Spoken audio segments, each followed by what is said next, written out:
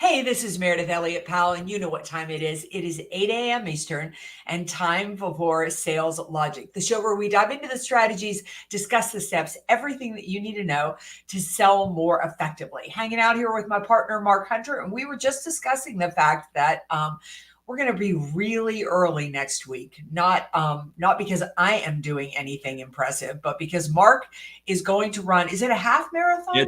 Hey, don't sign me up for a full marathon. It's a half marathon. Yes. But it kicks off at 7. So we're going to be on a little bit early, 5:30 Central, 6:30 Eastern time next weekend. Guys, I tried to get him to pre-record, but this guy is committed. All right, we've got a great show for you today. I'm going to go ahead and start the video, and let's rock and roll. Prospect with integrity, we will get customers who have integrity.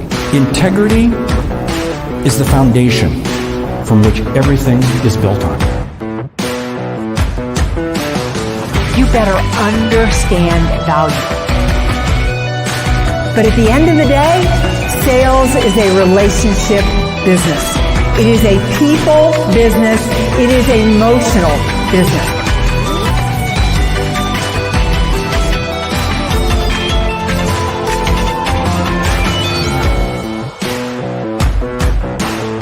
This is Sales Logic. I agree, Natalie. Way to go, Mark Hunter. Impressive. Anyway, before Mark dives in and tells you what we've got planned for today, let me give you an overview of the show. We start every week with a question from you, the audience, because we really love to feature you here on the show. So if you have a question, put it in the chat, reach out to Mark, reach out to me, go to saleslogicpodcast.com. Also, think about joining the Sales Logic Mastermind. We have so much time to dive deeper into the topics that we discuss here.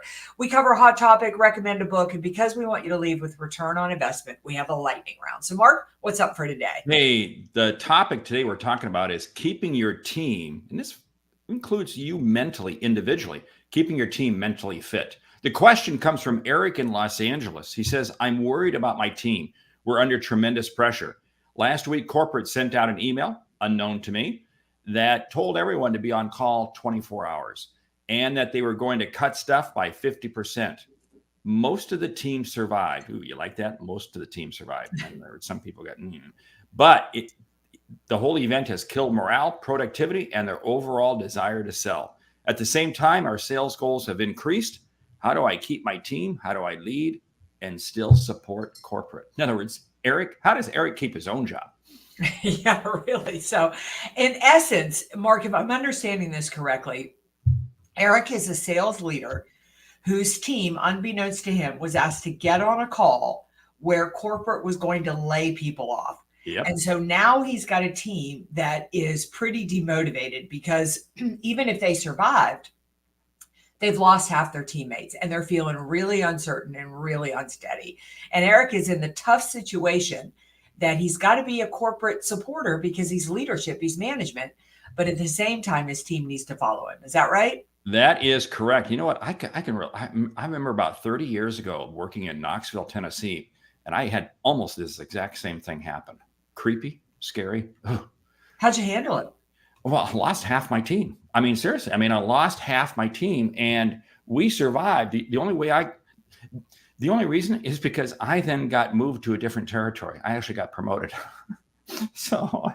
But yeah, it was, some of the people never, ever, it's funny. I remained in contact with them for years and you know what? They never really overcame that. It's emotionally a very difficult situation. So I can relate, Eric, to what your team is going through. Yeah. So, Eric, I have been in this situation too many times. Having spent years in the banking industry, we would staff up when times were good. We would lay people off when times were bad. And I never got any say in that, no matter, they never even gave us a heads up they were going to do it when we were in leadership. So here's how I handled it. And here's how I think that you need to handle it. Number one, go to your team and be transparent, be empathetic and let them know you get it. You understand it's difficult. The second piece is you need to be supportive of corporate.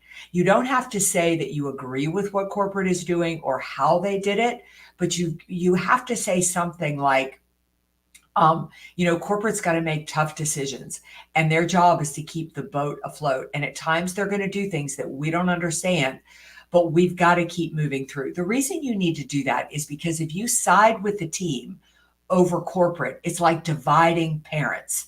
Kids may like it in the moment, but they feel very uncertain in a house that is divided. So you've got to do it in a way that is authentic to you. Don't do anything that isn't authentic to you. The last piece I'm going to say, and this is the most critical, and that's exactly the order that I would do it in. I would go to my team and say, I get it. I understand. That was brutal, right?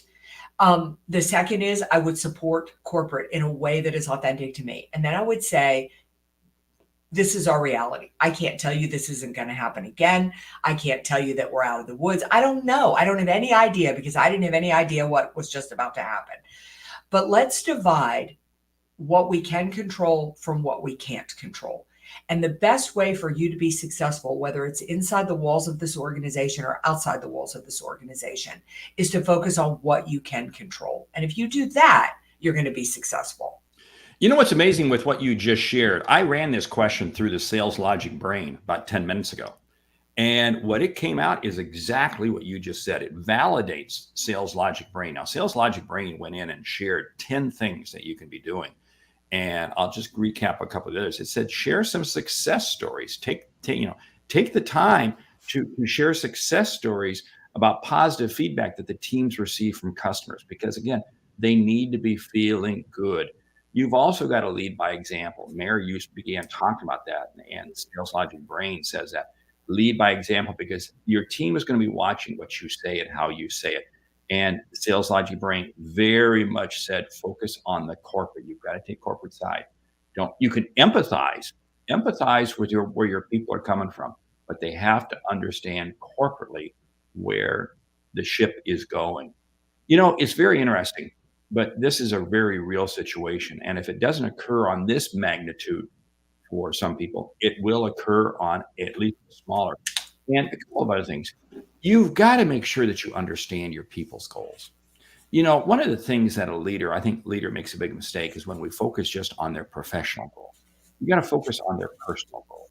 You got to understand what is it that they're trying to achieve personally. Because when you do that, it's amazing at how much better you understand them as a person. And you know what? They in turn will really open up and share with you. And what does that allow you to do? It allows both sides to be transparent. Because I'll tell you what, in difficult times, if there's not transparency, it's amazing at how things break down. And then, Eric, you're going to wonder why somebody just quit on you. Well, because guess what? You didn't see what was happening. Because again, you weren't taking the time to be involved with them. Yeah, I think it's really, I used to do this thing with my team, and I think this is really effective. When change occurs, now, Eric, what you're going through is really drastic, but even a smaller change. We used to call a meeting, and we would give everybody in the room 15 minutes to complain. We'd put it on a timer. Tell me everything that you hate about this, everything that's unfair, everything that isn't right, everything that is brutal about it. And we would literally put it on a timer. And then at 15 minutes, we would call time and we would say, this is our reality. We've got to embrace it. What are the solutions and what could we do? And the reason to go through that exercise is because if you really want to help people, you have to let them get their pain out. You can't move past it by burying it. And giving people a time frame to complain. I'll never forget when I first did it, my boss was in the room. He was so angry at me because he couldn't believe I was allowing people to whine about what was going on.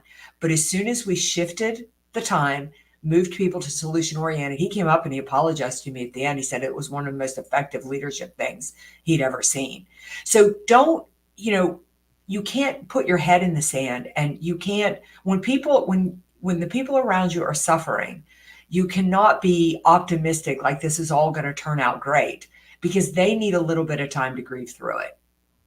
One of the ways that I did that, because I did that exact same thing, is that we all happen to be together in the same building. I said, we're going to go outside. We're going to take like 30 minutes to vent and just complain. And then when we go in and sit down in the conference room, we're focused. We're spot on. And it is amazing how you allow people to vent And people thought it was a little weird. Why are we going to go outside? It's cold. It's cold. It's cold. But, they were able to vent. And then we came in and we just left those complaints, left those issues outside. And now we got focused on what we could control. And again, if you're an individual performer, it's the exact same thing.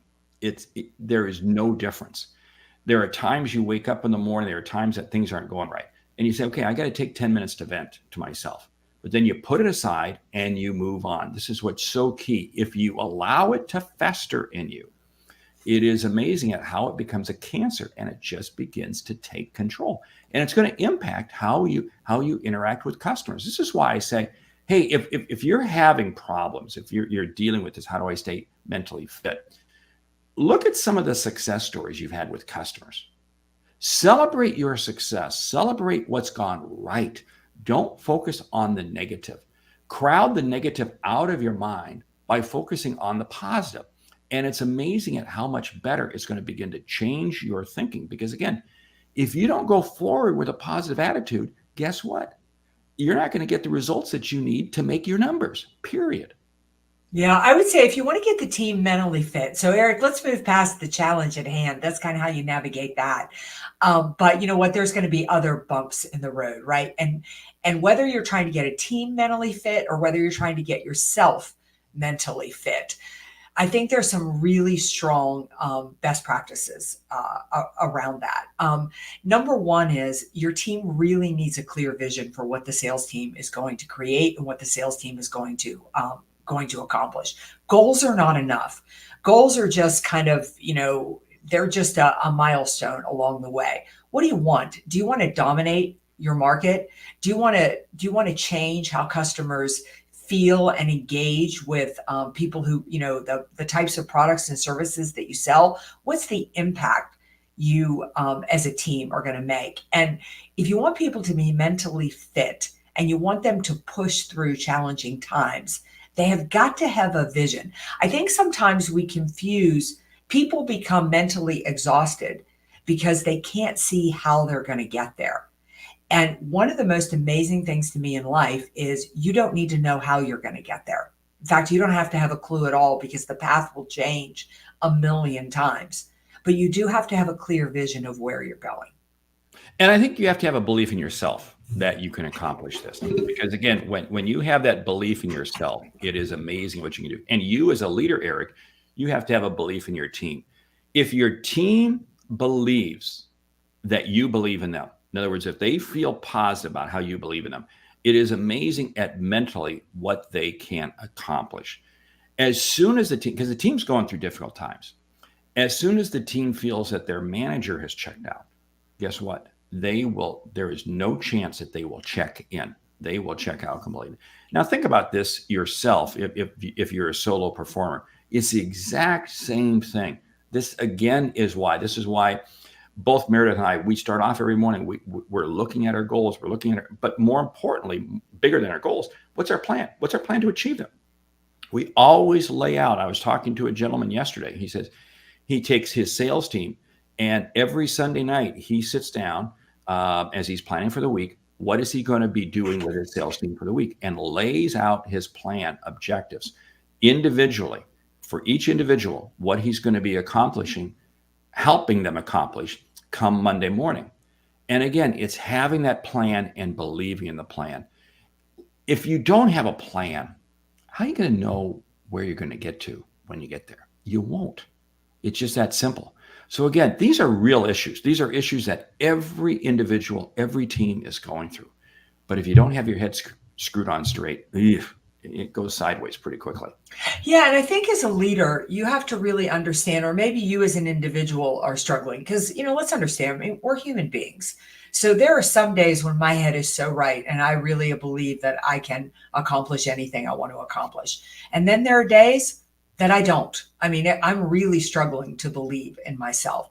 So you have to think about, if you're a leader, you don't have the luxury of not believing in the team. And what I mean by that is I was working with a leader yesterday who's really dealing with some big challenges, and you can feel his energy. And I said, you need to go find a confidant. You need to go to somebody and you need to be able to share. You're scared, you're confused, you're worried, you're really doubting whether this can ever be accomplished, because you have to get that out of you. And you've got to have somebody around you who can kind of hold that space for you, because you have to go back and hold that space for the leader. Years ago, I was doing a splunking expedition with a group of Boy Scouts, and there were about 50 or 60 Boy Scouts, and they wanted to take a group of about 12 girls on this splunking trip, and they needed a woman who'd be willing to go sleep in a cave for 48 hours. So, of course, I was probably the only one who would do that, right? So we go into this cave, we spend the night, and I had taken the young women about a mile ahead to spend the night. We come back to meet the boys in the morning and start this splunking expedition. And I knew the tough terrain that I had taken these young women through. And that was only the first mile. It was really difficult. And when we got up to start hiking, one of the young men in the back of the group, one of the young Boy Scouts, just looked at the scout leader and he said, I can't do this. It's too hard. And I looked at the scout leader and I said, this is the easiest part. I said, if he can't do this, he's not going to be able to do whatever he needs to do. And the scout leader pulled me aside. He said, don't ever let that kid hear you say that again. He said, he can get through here and I am going to coach him. He is going to cry. He is going to scream. He is going to believe he can't do it. But if I don't get him through here, it will change his life negatively. If I can get him through here, all he will remember on Monday is that he did this expedition. He will not remember on Monday that he cried and he screamed and he doubted himself. So that's a really long story to say, as a leader, you're going to have fears. You're going to have doubts. You're going to have disbelief. You need to find somewhere to check those out, because you have to go back right now and you have to be the one who is believing for the team. There's something so strong about what you said, because if that leader had expressed doubt, yeah, then that individual scout would have had their doubt just skyrocket. And that is so critical. It is amazing how an organization takes their cues from their team. Now, stop and think about this for a moment. Think about this for you as an individual. Mentally, that scout was going to have a problem, not because of physical problems, but because of mental problems. And this is why one of the other things that I strongly recommend is you have to be able to check into work and check out of work. There are times that you've got to just stop. Too many times when we get into problems, we take our work and we make it 24/7. Don't do that. Stop. Step away. In other words, hey, when evening comes, you shut it down. You forget it. You move on to something entirely different, and you come back and pick it up again in the morning. But you've got to be able to have those breaks that you go on and off. I love what Thomas is saying. It's a mental battle, and one of the best ways to overcome it is to go back and look at everything you've accomplished. Right on. This is why. Because again, you look at what you've accomplished and you say, hey, it's pretty cool. It's pretty neat. I mean, okay, I'm going to run a half marathon here in another week. And it's not a physical game. It's a mental game. And unfortunately, the course, I didn't realize this. I was just told this. It is a really hilly, mountainous course. Great. I'm really excited for this. But mentally, as long as I'm prepared mentally, I know I'm going to be able to do it. I will be able to complete the course. And that's the objective mentally. Physically, I know I can do it. It's mentally overcoming it. So you as a leader, you lead your mental team by leading your own mental game. That's so key. I'm 15 years younger than my husband, and I'm in way better physical shape than he is in shape. But when we go out, if we do a cycling event or we do something like that, he always beats me. And he beats me because he's more mentally fit than I am. He can push himself through anything. And I'm like, well, what does this matter? I'm not going to be an Olympic athlete anyway. I don't have to kill myself. I mean, I have work to do in that arena. The power of mental fitness is really, really incredible. But I love the fact that we call it mentally fit. And the reason is because just like exercise or nutrition, it's something you have to work on all the time. I mean, Mark told you that we both start every day. We have a little different routines, but we have routines, things that keep us mentally fit. I have a little routine, as I'm sure Mark does, that I do before I go to bed at night. They're just things that have to be done that keep me in shape for those types of things. It's such, and by the way, your husband's a stud. Yeah. He is who I want to be. I mean, the guy is a machine. But it's such a classic example. Yeah. Because mentally, he says, I can do this. I can achieve this. And this is so key that when we think about the number of sales calls you might have to make in a given day, or the difficult nature of some calls that you're going to make. You can do this. You very easily, and it's amazing when you mentally achieve that. When you do that, it's amazing how much better you feel. And you know what? Then mentally, you're that much stronger for the next one. Your husband did not get that way just overnight. That's right. But with each time he cleans your clock, okay, That's right. he mentally gets stronger. And I know he plays tennis against some really incredible tennis players, and he beats them. And it's amazing, but it's totally a mental game. And this is what we have to realize, because again, you can have all the skill set to do what you're supposed to do. You can have all the product knowledge you want, but if mentally you're not in the game, it's not going to happen. I'll take somebody who's mentally in the game long before I take somebody who has all the product knowledge. So true. So true. Well, Mark, what is the book this week? Yes, the book is The New Psychology of Success by Carol S. Dweck. Now, I'm not familiar with this book. I haven't had a chance to take a look at it. So tell the audience. Yeah, if you're not familiar with Carol Dweck, you need to become familiar with Carol Dweck, because I don't know a more powerful mindset person other than Carol. I mean, really, what does it take to really understand the fundamentals of what it takes to be successful? And Mark, you said it really well. I mean, I would take somebody all day long who believes they can over people who are incredibly well skilled. It's funny. It's we think so much in life it's about education, or it's about resources, or and all of those things are wonderful, and they're icing on the cake, and certainly they're an advantage to you. But if you are not mentally strong, I think perseverance, resilience, those skills, all of which can be learned, and Carol really dives into that in this book. I got a great example. I was talking to a gentleman yesterday, an incredible sales leader, leads a regional sales team for a major company. Never went to college, but the guy is absolutely knocking it out. He was in their president's club for a number of years. He's now a sales leader. He leads 10 other salespeople. Very high performing, very critical product that they sell into the healthcare space. So he's going up against people with multiple degrees. He doesn't even have a college education. Yeah. But mentally he's tough. So, hey, I'm going to grab the book, The New Psychology of Success. Hey, ready for the lightning round. Lightning round, top 10 strategies to put yourself in charge of your life and your career. Number one, set a vision. Get a really clear vision of where you see I put it into 5 buckets: where you see your business, where you see your health, where you see your spirituality, where you see your relationships, where you see your finances 1 year from now. 2, have a very set routine that you go through every morning when you get up. Do not deviate from that. Be very disciplined in how you start your day. Once you know where you want to be 1 year from now, write down every week one action you can take to move you closer to that goal. Make sure that you only hang around with people who have common success patterns as you. You become the sum of the 5 people you associate with the most. So I'll tell you what, if you're not hanging out with other people who want to go on that similar type of journey, don't spend time with them.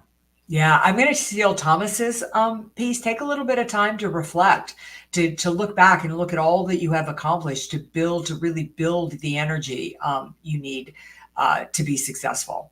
I'm going to build on that even further by making sure you have by your desk, by your computer, whatever, your celebrate success, all the successes that you've had with customers over the years. So keep that handy, reflect back on that, because that gives you the juice to go forward and make it happen when times are tough.